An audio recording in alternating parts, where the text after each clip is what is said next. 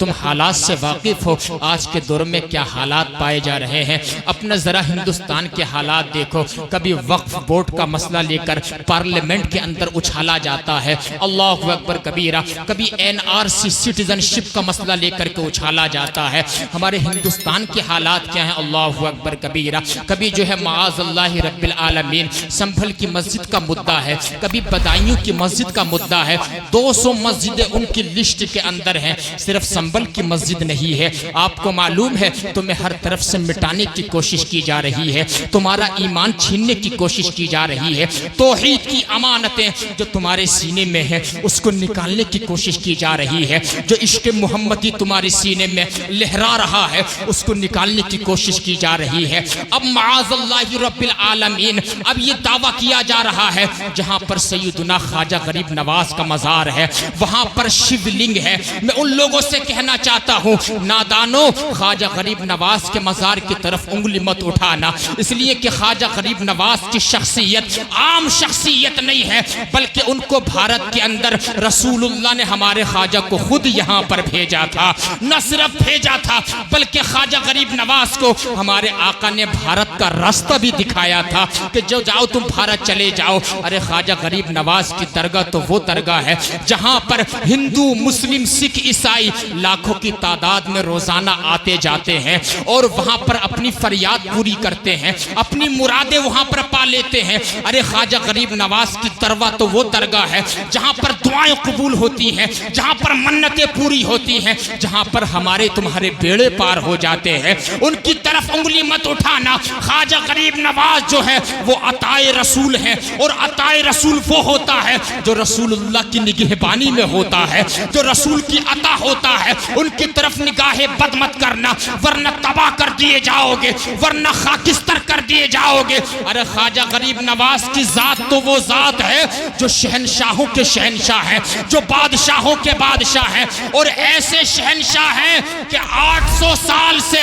آج تک ان کی حکومت چل رہی ہے، وہ بھی گردنوں پر نہیں بلکہ کروڑوں دلوں پر خواجہ کی حکومت آج بھی قائم ہے۔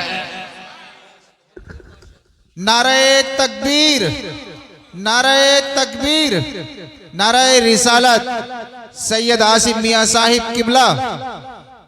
اللہ اکبر۔ یہ تمہیں مٹانے کی کوشش کی جا رہی ہے۔ اے میرے سامنے بیٹھے ہوئے دولت پور کے زندہ دل جنتی مسلمانوں، آج میں اپنے دل کا درد آپ کے سامنے پیش کرنا چاہتا ہوں، ذرا ذہن میرے قریب کریے۔ تمہیں ہر طرف سے مٹانے کی کوشش کی جا رہی ہے۔ کبھی ہماری تمہاری بیٹیوں کو جو ہے کافر لوگ جو ہے یعنی کہ تھوڑا سا سونا اور چاندی دے کے پھنسا کر کے ان کو کافرہ بنا کر کے لے جاتے ہیں، رنگ ریلیاں ان کے ساتھ مناتے ہیں، معاذ اللہ رب العالمین۔ کبھی ہماری بیٹیاں مرتد ہو رہی ہیں، کبھی جو ہے معاذ اللہ ہماری مسجدوں سے میک اتارنے کی کوشش کی جاتی ہے۔ اللہ اکبر، ہر طرف سے گھیرا جا رہا ہے۔ لیکن آپ سے کہنا چاہتا ہوں میرے بھائیوں، کتنی ہی پریشانی آ جائے، کتنی ہی تکلیفیں آ جائیں، اللہ اکبر کبیرہ، یاد رکھنا جو تمہارے دل میں ایمان ہے اس ایمان کو جانے مت دینا۔ اگرچہ تم کم ہو لیکن ایمان اگر تمہارا مضبوط رہا، جلسوں میں آنا جانا رہا، مسجدوں کو تم نے آباد کیا،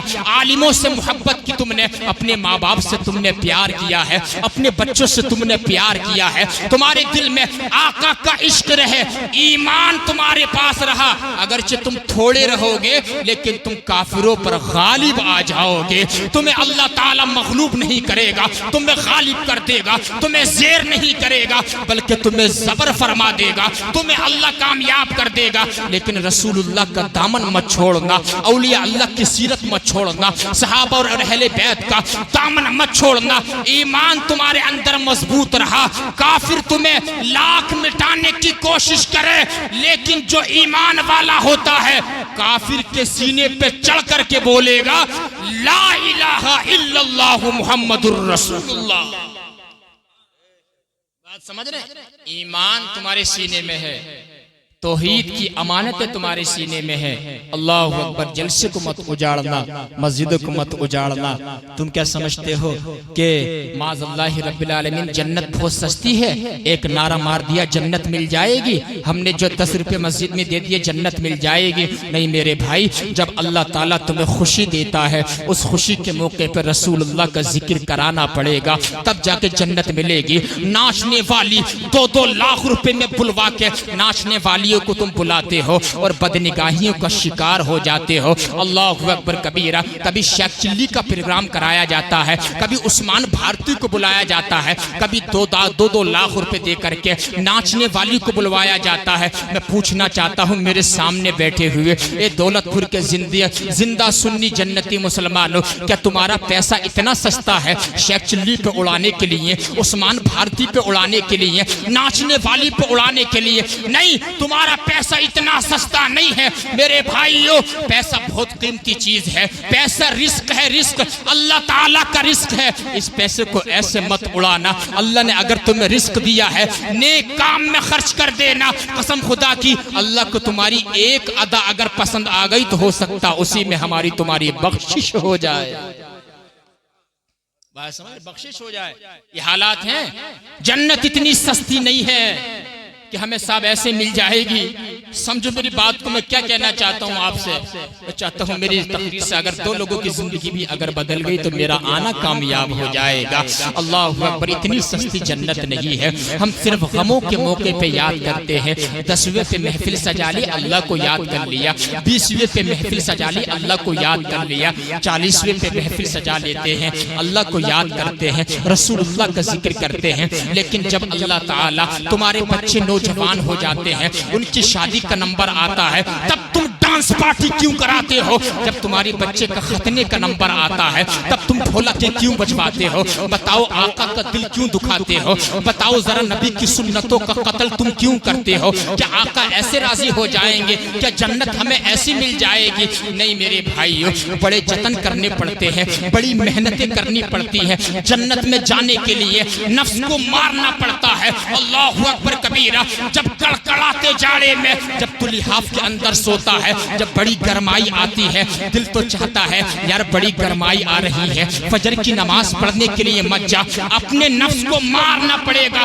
2 کلو کا لحاف تمہیں اپنے اوپر سے ہٹانا پڑے گا اور اپنے پیروں سے مسجد میں آنا پڑے گا۔ فجر کی نماز امام کے پیچھے پڑھنا پڑے گی، تب کہیں جا کے تمہیں جنت ملے گی۔ جب ظہر کے وقت میں گرمی بہت پڑتی ہے اور مسجد میں لائٹ کا انتظام بھی نہیں ہے، نفس تو کہتا ہے یار مسجد میں بڑی گرمی لگے گی، نفس کو مارنا پڑے گا، ظہر کی نماز پڑھنی پڑے گی، تب تمہیں کہیں جا کے جنت ملے گی۔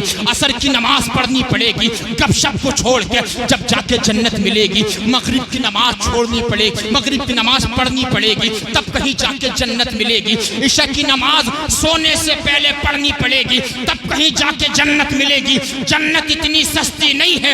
جنت میں جانے کے لیے جو ہے گناہوں سے چھوڑ کے آقا کا ذکر کرانا پڑے گا۔ اللہ اکبر۔ جب شادی کا موقع آتا ہے، جب جو ہے انسان کے اندر جو ہے اللہ اکبر گرماہٹ آتی ہے کہ میں جو ہے 20,000 روپے کے پٹاخے لا کے اپنے بھائی کی شادی میں اڑاؤں گا۔ میرے بھائی 20,000 روپے اپنے بھائی کی شادی میں پٹاخوں میں تو پھوڑے گا، کسی غریب کی بچی کے اوپر اگر تو نے وہی 20,000 روپے خرچ کر دیے ہیں، قسم خدا کی کھا کر کے کہتا ہوں، غریب کی بیٹی کے اوپر جو ہے اس کے اوپر تو چادر ڈال دے، ادھر غریب کی بچی خوش ہو جائے گی، ادھر مدینے میں نبی خوش ہو جائیں گے، اللہ تعالیٰ خوش ہو جائے گا۔ اور یاد رکھنا، اگر نبی کی ایک نگاہ تمہارے اوپر پڑ گئی، جہاں تمہیں جو ہے کئی سال کی عبادت لے کر کے نہیں جا سکتی ہے، آقا کی ایک نگاہ کرم تمہیں وہاں پر پہنچا دے گی، وہاں پہنچا دے گی۔ اندازہ لگائیے آپ، یہ ہمارے حالات ہیں آج، یعنی کہ صرف غموں کے موقع پہ یاد کر لیا، شادی کے موقع پہ ہم لوگ بھول گئے۔ اللہ اکبر۔ چند چیزیں میں آپ کو بتا رہا ہوں۔ یہ ذہن میں اتارو یار، تھوڑا بدلو اپنے آپ کو، تھوڑا بدلو اپنے آپ کو. جب اپنے آپ کو بدلو گے انشاءاللہ تعالی زندگی میں انقلاب آئے گا. یہ بڑا اچھی پہل کی ہے ہمارے حافظ و قاری عارف صاحب نے. مجھے فون کی، ان کا ٹیلی فون مجھ سے ٹکرایا، سید صاحب جلسہ کرانا چاہتے ہیں.